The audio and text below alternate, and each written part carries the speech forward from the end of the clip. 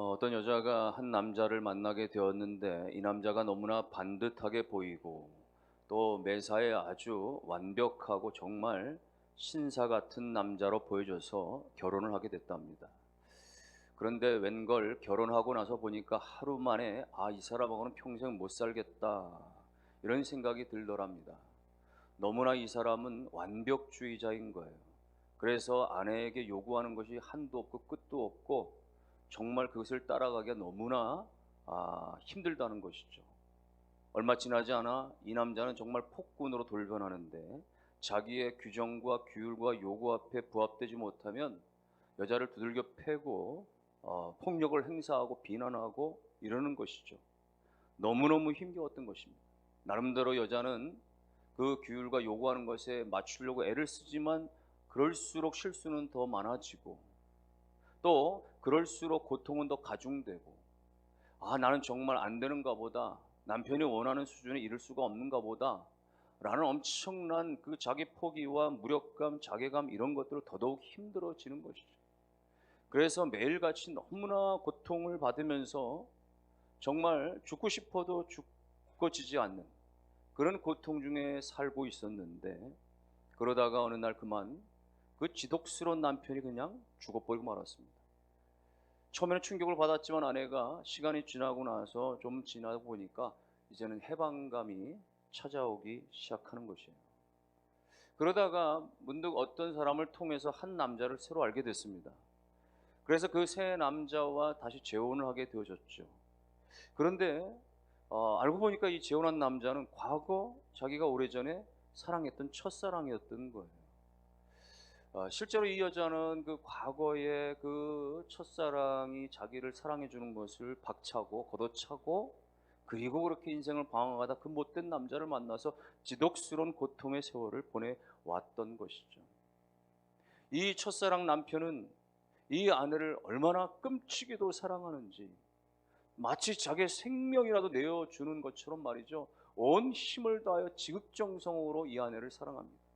전에 알 수 없었던 그런 동정심, 이해심, 용납, 사랑, 위로 이런 것들을 한없이 받으니까 아내가 활기가 일어나고 다시금 기쁨이 일어나고 또 소망이 일어나고 정말 생애 여러 가지 어떤 그런 역동감들이 충만해짐을 경험하게 되어지더라라는 이야기예요.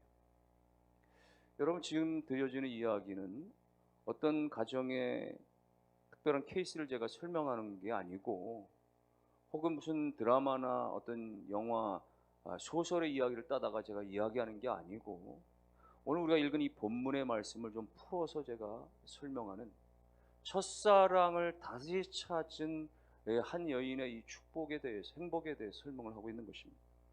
우리가 그와 같았다는 거예요.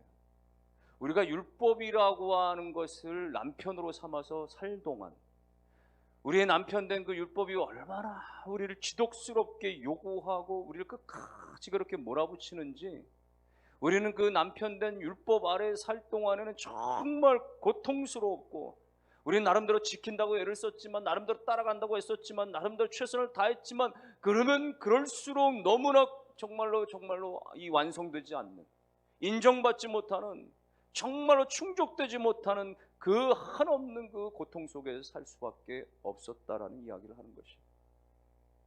그러다가 우리가 첫사랑 예수 그리스도를 다시 만나고 그 예수가 나의 신랑이 되어져서 그 예수가 나를 다 알아주고 나를 다 이해해주고 그 예수가 나의 모든 아픔을 그야말로 위로해주고 격려해주고 세임을 줌을 경험할 때 우리가 전에 알 수 없었던 너무나 감격스러움들과 너무나 기쁨과 너무나 말할 수 없는 예수 안에서의 행복을 누리며 살게 되어진 것, 이것이 여러분 우리 모두가 다 예수 안에서 이미 얻게 된 누려지는 축복이요 은혜인 줄로 믿으시기를 주님의 이름으로 축원합니다.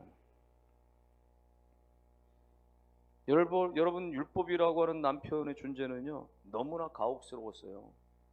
모든 것을 요구하는 거예요. 지키지 않으면 정죄시하는 것이죠. 지키지 못했으니 징계를 받아야 하고 징계를 통해서 결국 멸망으로 우리를 몰아붙이는, 그래서 율법이라고 하는 것은요 끝간데가 없는 것입니다. 어디까지 우리의 삶을 옥죄는지 몰라요. 아주 모든 숨조차 쉬지 못하도록 말이죠.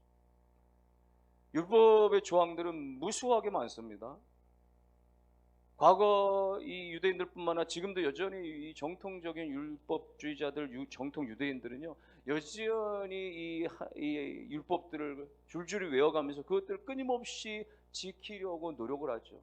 수많은 율법의 조항들 가운데 안식일에 관한 그 규정만, 안식일 하나에 관한 규정만 해도 39가지 장르 안에 수백 가지의 어떤 금지 조항들을 다 기록하고 있어요.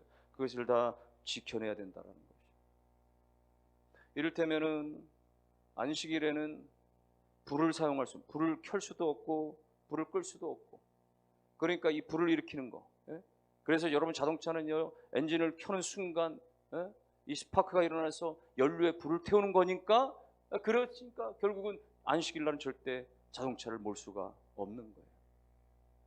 안식일 날은 이 전등의 스위치도 켜고 끄고 할 수 없는 것이니까 그 다 금지되어 있는 거예요. 다 노동으로 취급되어 있기 때문에 말이죠. 그래서 안식일이 임박해질 때는 24시간 동안, 안식일 동안에 계속해서 불을 켜놓아야 될 것, 또 24시간 불을 꺼놓아야 될 것을 나름대로 미리 정해놓고 손을 써놔야 하는 것이죠. 혹여 자다가 안식일 날 자다가 중간에 깨어나서 말이죠, 잠결에 화장실 가다가 자기도 모르게 스위치에 손을 댈 수도 있으니까 화장실 가는 그 길목의 복도의 전등은 이 완전히 말이 자동 센서 장치를 해서 저절로 불이 들어오도록 만들 수밖에 없는 것이죠. 안식일 날 회당에서 설교를 하다가 넥타이가 좀 풀어져도 다시 묶을 수가 없는 것이죠. 구두끈이 걷다가 풀어지는 것은 다시 묶을 수 있지만은, 그러나 처음부터 안식일 날 처음 구두끈을 그렇게 맨다든지 혹은 이 새로 깨는 것은 불가한 것이고, 안식일 날 그야말로 아기가 울어 보채도 그 아기를 위해서 분유를 사줄 수가 없고, 안식일 날 엘리베이터 버튼 누르는 것조차도 노동이 되기 때문에 걸어서 올라가야만 하고 말이죠. 여러분, 너무나 수많은 규정들을 가지고 그야말로 이 율법은, 이 규정은 끊임없이 너무나 가혹적으로 그걸 따르고자 하는 사람들을 옥죄고 억누르고 고통스럽게 했던 것이죠. 오늘날 우리가 율법주의자는 아니고 율법에 그렇게 얽매여 있지 않는다라고 하면서도 불구하고 율법적인 모습들이 이 안에 많이 내재되어 있는 것은 사실입니다. 마치 무엇을 하지 않으면 안 되어질 것 같은 그런 강압감 가운데 우리가 살게 되어지죠. 이 주일의 성수에 관해서도 그렇습니다. 많은 것들을 통해서 주일날 이걸 하면 안 되지 하면서 말이죠, 또 어쩔 수 없이 또 어떨 때는 돈을 쓰기도 하고 또 어떨 때는 여러 가지 어떤 즐기는 시간들을 갖기도 하고, 그러면서 말이죠, 그것에 대한 굉장한 부담감과 억압감 말이죠, 이 자책감, 이 죄책감, 이런 것들로 가득 차고 말이죠. 혹은 오늘 우리가 여러 가지 사소한 어떤 실수들과 또 허물들을 가지고 있으면서 그것들로 인해서 너무나 극도로 불안해하거나 또 너무나 죄책감 가운데 빠져 있거나, 여러분, 이 모든 것들이 다 율법에 이끌려서 억눌려진 우리들의 처절한 모습이라고도 할 수 있는 것이거든요. 그런데 오늘 우리가 더 이상은 율법에 얽매여져 있는 존재가 아니라고 하는 사실인 거예요. 우리 스스로는 이 율법을 다 감당할 길이 없고 우리 힘으로는 다 이것을 지켜낼 도리가 없고, 그래서 예수 그리스도가 오심으로 말미암아 예수 그리스도를 우리가 만나고 예수 그리스도의 신부로 예수 안에 거함으로 말미암아 우리는 더 이상 율법의 얽매인 자, 죄의 얽매인 자가 아닌, 이제는 하나님께 매인 자, 하나님의 종 되어졌고 예수 그리스도의 신부로 오늘 우리 예수 안에서 모든 것을 자유케 하신 하나님의 그 은혜를 믿으시고 따라가시기를 주님의 이름으로 축원합니다. 여러분, 결혼이라고 하는 것은 함께 살고 먹고 자고 자녀를 낳고 또 공동으로 또 재산 관리를 하고 여러 가지 어떤 그런 책임을 나누고 혹은 말이죠, 함께 서로에게 종속되어져, 결혼이라고 하는 것은 한 몸 하나가 되어지는 것을 말하는 것인데, 우리가 예수 없이 과거의 율법 안에 율법과 함께 그렇게 동고동락 율법과 결혼하는 것처럼 그렇게 율법 안에 살 때는요, 아무리 율법 안에 우리가 정말 최선을 다하고 노력을 다하고 열심을 다했어도 그 율법이 우리 가운데 주는 만족이 일치 없었어요. 기쁨이 일치 없었습니다. 감동이 일치 없었습니다. 늘 죄스럽고 늘 고통스럽고 늘 힘겹고 늘 나는 부족하고 날 늘 그야말로 억눌린 것 가운데 살 수밖에 없는 존재였었죠. 그러나 우리가 율법에 대하여서는 죽었고 이제는 예수 그리스도 안에서 다시 산 존재가 되어짐으로 말미암아 예수 안에서 온전한 해방과 자유를 얻게 되어진 거예요. 여러분, 그러므로 이 율법은 말이죠, 마치 앞에서도 얘기한 것처럼 폭군처럼 말을 듣지 않으면, 따라오지 않으면 말이죠, 끊임없이 정죄시하고 끊임없이 몰아붙이고 끊임없이 우리를 말이죠, 그렇게 멸망받을 자로 몰아붙여서 우리로 하여금 말이죠, 율법에 종속되어 있는 한 우리는 정말 헤매어 정말로 빠져나가지 못할 것 같은 그런 무력한 존재로만 만드는 것이 바로 율법인데 말이죠. 그 율법을 벗어날 수 있는 것은 하나밖에 없는 거예요. 앞에서 율법 없이 남편이 죽어버렸을 때 해방감을 갖는 것처럼 말이죠. 그러나 놀랍게도 율법 자체는 죽진 않아요. 율법은 변하지 않습니다. 율법은 그 한 글자라도 절대 스스로 상처받는 일이 없어요. 날마다 상처받는 건 우리인 거예요. 율법을 상대하고 있는 우리가 상처받고 우리가 고통받고 우리가 늘 죄책감 가운데 살아가는 것이지, 율법은 바뀌지도 않고 율법은 스스로 상처받는 것도 없고, 그러니 어떻게 해요? 율법은 집어치울 수도 없고 율법은 죽여버릴 수도 없고 율법은 스스로 죽지도 아니하니 이제는 내가 율법 앞에 죽어져 버리는 것밖에 없는 거예요. 내가 죽으면 끝나는 거죠. 둘 중에 하나가 죽으면 끝나는 것인데 율법은 변하지 않으니까 내가 죽어버리면 관계는 끝나버리는 것입니다. 하나만 죽으면 되니까. 그래서 우리는 율법에 대하여, 죄에 대하여 죽는 것이죠. 그걸 가르쳐서 갈라디아서 2장 20절은 이렇게 선포했습니다. 내가 그리스도와 함께 십자가에 못 박혔나니 그런즉 이제는 내가 사는 것이 아니요 오직 내 안에 그리스도께서 사시는 것이다. 내가 그리스도와 함께 십자가에 못 박혔다. 여러분, 내가 십자가에 못 박혔다, 예수와 함께 못 박혔다. 십자가에 못 박혔다는 건 예수님이 죽으신 것처럼 나도 죽었다는 이야기예요. 내가 죽어버린 거예요. 나의 옛 자아가, 나의 옛 사람이 이제 예수님이 십자가에 죽으신 것을 믿는 순간 나도 죽어져 버린 거예요. 나도 죽어져 버린 거예요. 내 육체는 이미 죽어져 버린 거예요. 이제 내가 지금 살고 있는 것은 뭐예요? 내 안에 계신 예수 그리스도가 사신 것이고 그리스도를 위하여 사는 것밖에 없는 것이에요. 이렇게 내가 십자가 안에서 죽어졌을 때에 율법과의 관계는 청산되어져 버리는 거예요. 끝나져 버리는 거예요. 내가 십자가 앞에 내 죄가 죽고 내 육신이 죽고 내가 예수 그리스도를 다시 산 존재가 되었을 때 저절로 율법과의 관계는 완전히 끝나버리고 청산이 되어져 버린 거예요. 이미 이렇게 되어졌다는 사실을 믿으시기를 주의 이름으로 축원합니다. 내가 뗄래 벗어나고 싶어서 되는 게 아니고, 내가 그리스도 앞에서 십자가의 그 구속을 믿고 주님과 함께 죽은 사실을, 거듭난 사실을 믿는 순간 그건 사실로 이루어지는 거예요. 그럼에도 불구하고 자꾸만 우리가 율법 가운데 끌려가고, 그래서 그것이 요구하는 대로 우리가 행하여만 된다라고 하는 그런 요구 앞에 끊임없이 나를 그렇게 내어놓는 그런 어리석음 가운데 빠지면 어떻게 되는 것이에요? 그것이 혼란이고 혼동이고, 그래서 그야말로 신앙생활에 기쁨이 없고 늘 좌절이 밀려오게 되어지는 것이죠. 여러분, 누군가가 결혼을 했는데도 불구하고 여러분 옛날 애인을 자꾸만 생각하고 옛날 사람 자꾸 만나고 싶어 하면 어떻게 되는 거예요? 그거는 잘못된 거예요. 그거는 어떤 정신적인 간음과도 같은 것이죠. 여러분, 결혼해서 신혼여행 갔는데 말이죠, 옛날 애인 꿈꾸고 말이죠, 잠자면서 옛날 애인 사진이나 들춰보고 옛날에 카톡 나눴던 거나 살펴보고 이러고 있으면 그거 되겠어요? 그 가정은 파탄 나는 것이죠. 간음이에요, 간음. 마찬가지입니다. 오늘 3절이 말씀하고 있는 것은 그런 얘기인 거예요. 오늘 우리가 그리스도 안에서 새롭게 신부가 되어졌음에도 불구하고, 이제 율법과 완전히 끝났음에도 불구하고 여전히 우리가 자꾸만 끌려가고 그 요구 앞에 엎어지는 것은 영적인 간음과도 같은 것이라고 설명을 하고 있는 것입니다.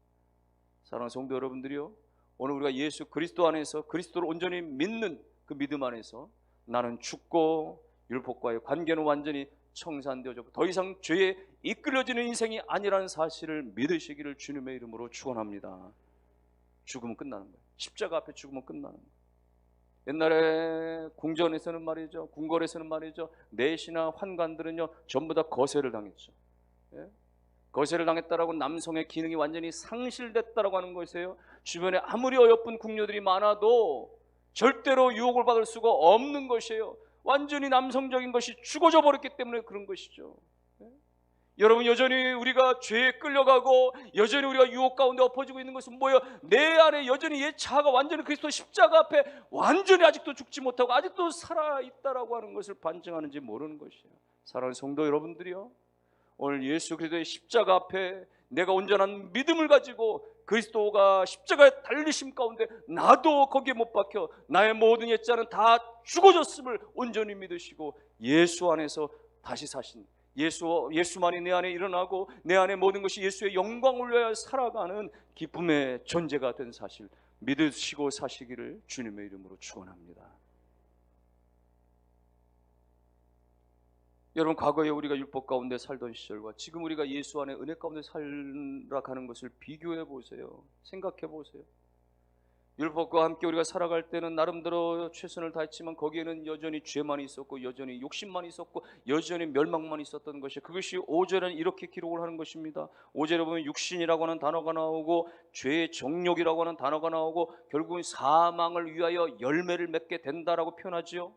죄와 육신과 사망의 열매, 여러분, 이런 용어들이 결국은 율법 가운데 살 때 우리가 맞닥뜨릴 수밖에 없는 비극적인 것을 단적으로 설명하는 것이 결국 육신이고 정욕이고 그리고 결국 사망이라고 하는 것이에요. 그런데 6절은 어떻게 시작합니까? 이제는 이라고 시작해요. 여기 원어에서 보면 그러나 이제는 이렇게 시작되는데, 이제는, 그러나 이제는 뭐예요? 전에는 우리가 율법 안에서 죄 가운데 그렇게 비극적인 삶을 살 수밖에 없었지만 그러나 이제는 그렇지 않다라고 하는 것이에요. 이제는 은혜 안에 하나님 안에서 변화된 새로운 행복한 인생이 되었다라고 하는 사실 믿으시기를 주의 이름으로 축원합니다.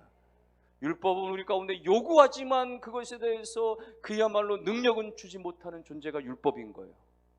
율법은 마치 남편이라고 여길 때 말이죠, 안에 있는 우리에게 말이죠 12첩 반상을 요구하지만 그걸 차릴 만한 어떤 조그만 돈도 주지 아니하고 우리 가운데 엄청난 말이죠 빨랫감과 말이죠 이런 일할 청소감을 주면서도 말이죠 세탁기나 이런 청소기는 전혀 제공하지 않는, 전혀 요구만 하지 뭔가 하라고만 하지 그걸 감당할 만한 힘을 주지 못하는 것이 율법이었던 것이에요. 우리 가운데 끊임없이 말이죠 이것을 하고 저것을 하지 말라라고 그렇게 요구하고 제시만 하지 그것을 감당할 만한 능력을 전혀 주지 못하는 존재가 율법인 거예요. 그러면 율법 안에서 아무것도 할 수 없는 것입니다. 그런데 놀랍게도 예수 그리스도 안에서는, 그리스도의 은혜 안에서는, 그리스도의 사랑 안에서는 여러분 율법이 말하고 있는 그 모든 것들을 넉넉히 우리가 이겨내고 넉넉히 감당해내고 넉넉히 승리할 수가 있게 되어진 것입니다.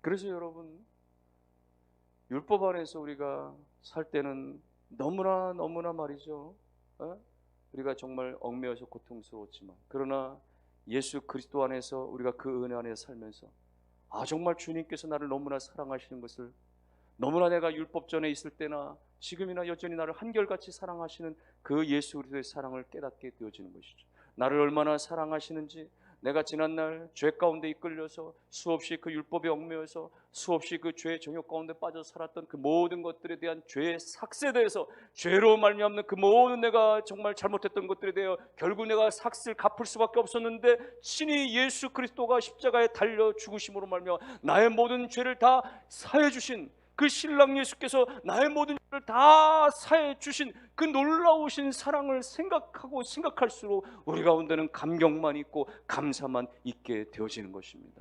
우리 가운데 실수가 있지만 우리 가운데 허물이 있지만 여전히 우리를 감싸 안아주시고 여전히 이해해 주시고 여전히 우리 가운데 용납해 주시는 예수 그리스도의 신랑 안에 거하게 되어지니까 모든 것이 감사인 것이에요. 모든 것이 기쁨인 것이에요. 너무나 그 주님을 향해서 정말로 찬양을 드리지 않을 수가 없는 것이에요. 나 같은 것이 무엇이간데 주님께서 나를 거룩한 신부로 삼아주시고 나를 품에 안아주시고 나를 위로해 주시며 내 모든 것을 용납해 주시는 그 예수 그리스도를 생각하면 찬송을 드려도 모자랄 뿐이고 감사를 드려도 느려도 부족할 뿐이고 내 모든 것들을 다 주님 앞에 드려도 늘 부족한 것뿐인 것인가. 그래서 우리가 고백하는 건 무엇입니까? 늘 울어도 눈물로써 못 갚을 줄 알아. 몸 밖에 드릴 것 없어 이 몸 바칩니다. 아무리 울고 울어도, 아무리 우리가 그렇게 찬양을 드려도 말이죠, 늘 부족한 것뿐인 거예요. 나를 향하신 그 십자가의 사랑이, 나를 모든 것 받아주시고 용납해 주신 그 예수 그리스도의 사랑이 너무나 크고 너무나 놀라워서 나 인생을 다 드려도 부족한 것뿐입니다. 나의 삶 다 드려도 오직 하나님 한 분뿐밖에 없습니다. 여러분의 고백되실 수 있기를 주님의 이름으로 축원합니다. 그런데 이렇게 예수 그리스도 신랑 안에, 그 은혜 안에 거하니까 말이죠, 전에 이거 해라 저거 하지 말라라고 했던 그 모든 율법 조항들이 전에는 그렇게도 감당하기 힘들었는데, 전에는 그것 때문에 너무나 나의 삶이 비참할 수밖에 없었는데, 그리스도 예수의 사랑 안에 있으니까 우리가 주님을 어떻게 하면 기쁘시게 할까, 우리가 주님을 어떻게 영화롭게 할까, 어떻게 하면 우리가 주님을 정말로 영광 돌리며 살까라고 하는 생각만 나니까 여러분, 저절로 우리 삶에 의의 열매가 맺혀지는 거예요. 저절로 우리 삶에 선함의 열매가, 저절로 우리 삶에 거룩의 열매들이 맺지 말라고 해도 저절로 맺어지게 되어지는 거야. 예수 신랑 그리스도의 은혜 안에서.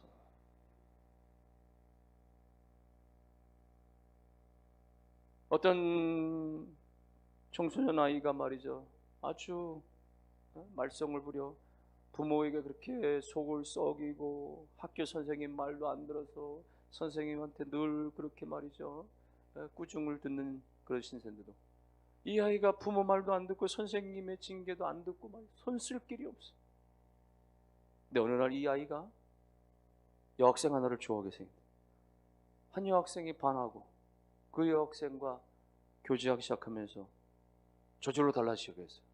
누가 얘기도 안 하는데 옷도 단정하게 입고 머리도 단정하게 깎고, 그 여자친구가 담배 냄새 싫다 그러니까 담배도 다 끊어버리고, 공부하려고 막 책상에 앉아서 막 공부하고. 여러분, 이 아이가 바뀌어진 게 뭡니까? 부모가 그렇게 하라 하지 마라고 할 때는, 선생님이 그렇게 규율로 요구할 때는 전혀 듣지 않고 반항하던 아이인데 사랑을 경험하게 되고 있어. 자신이 스스로 바뀌어지기 시작합니다. 달라지기 시작한 거예요. 여러분, 그래서 오늘과 그리스도 예수의 그 사랑 안에, 그 은혜 안에 거할 때 그 모든 것을 다 감당할 수 있는 것입니다. 그것은 오늘 교회 안에도 마찬가지고 가정공동체도 마찬가지입니다. 법이 다가 아닙니다. 규율이 다가 아닙니다. 규정이 다가 아닙니다. 예수 그리스도의 은혜와 그 사랑 안에 있을 때에 그 모든 것을 감당할 수가 있게 되어지는 거예요. 여러분, 가정에서 자꾸만 강압을 하고 아이들한테 뭔가 요구를 하고 지키라고 하고 이럴 때 아이들은 자꾸 빗나가게 되죠. 하기 싫어지는 거예요. 어긋나게 되어지는 거예요. 자꾸만 밖으로 돌게 되어지는 것이죠. 부모하고 같이 있고 싶지 않고, 집에 들어가기 싫고, 대화하기 싫고, 자기 마음대로 하고 싶고 말이죠. 그렇게 되어지는 것이죠. 그래서 여러분, 사랑으로, 여러분, 아이들이 보통은 대개는 아버지보다는 어머니를 더 좋아하는 이유는 뭡니까? 어머니는 이해 품이 커요. 엄마는 그야말로 모든 것을 다 받아줘요. 엄마는 아이가 팥으로 매주를 쓴다고 해도 다 들어주고 믿어주는 거예요. 그래서 옛날에 과거에 학교 다닐 때 말이죠, 엄마를 속였던 것이 얼마나 많았습니까? 엄마 영어 공부하려고 하는데 영어 사전 사게 돈 좀 주세요. 아이가 공부한다니까 돈을 줍니다. 얼마 가지 않아서 엄마 영어 공부해야 되는데 영어 딕셔너리가 필요해요. 그게 뭔데? 영어 공부해야 돼요. 그래. 얼마 지나서 엄마 영어 공부해야 되는데 영어 콘사이스가 필요해요. 콘사이스나 딕셔너리나 다 사전인데 같은 말을 말이죠, 돌려가면서 이거 사게 저거 사게 돈 달라고. 엄마는 알고도 모르고 모르고도 알고 그렇게 말이죠, 아이를 위해서 그렇게 배려하는 거예요. 이해하는 거예요. 받아주는 거예요. 용납해 주는 거예요. 그래서 그 아이가 비뚤어질 것 같은데 결코 비뚤어지지 않아요. 엄마의 그 큰 사랑의 그늘 아래서 아이는 정상적으로 결국은 바르게 자라나게 돼 있어요. 그런데 못하게 하고 강압하게 하고 안 된다고 억누르게만 하면 비뚤어질 가능성은 더 많아질 수 있는 것이죠. 여러분이요, 가정에서나 교회에서나 여러분이요, 하나님의 그 은혜 안에, 그 은혜의 법칙과 사랑의 법칙으로 사람을 상대하고 공동체 가운데 그렇게 함께 하셔서 하나님의 은혜가 여러분의 모든 공동체 가운데 차고 넘쳐지게 되시기를 주님의 이름으로 축원합니다. 오늘 주신 이 말씀이 우리 가운데 주시는 교훈들은 그것입니다. 이미 우리는 죄와 율법과 사망의 권세에서 죽어져 버리진, 완전히 청산되어져 버린, 우리가 예수 그리스도 안에 십자가에 완전히 옛자가 못 박혔고 나는 예수 그리스도 안에 거듭난 존재가 되어졌기 때문에 나는 예수 안에 새 사람, 새 피조물이 되어졌음으로 말미암아 이제는 완전히 달라진 삶이 되어진 사실을 믿으시기를 주님의 이름으로 축원합니다. 그리고 내가 할 수 있는 것은 예수 안에 새로워졌으니 내가 주를 위하여 어떻게 살아갈까? 내게 주신 그 은혜가 한량이 없는 그 주님의 은혜를 향하여 내가 어떻게 보답하며 어떻게 내가 그렇게 감사하며 살아갈 것인가? 내가 가정 속에서, 내 직장 속에서, 내가 학업의 현장에서 내가 하나님의 영광을 위하여, 나의 생애를 위해 모든 것을 거두신 그 하나님의 은혜를 갚기 위하여 나는 어떻게 살아갈까? 주님을 위하여서 날마다 그렇게 묵상하며 감사하며 찬송하며 살아가실 수 있기를 주님의 이름으로 축원합니다.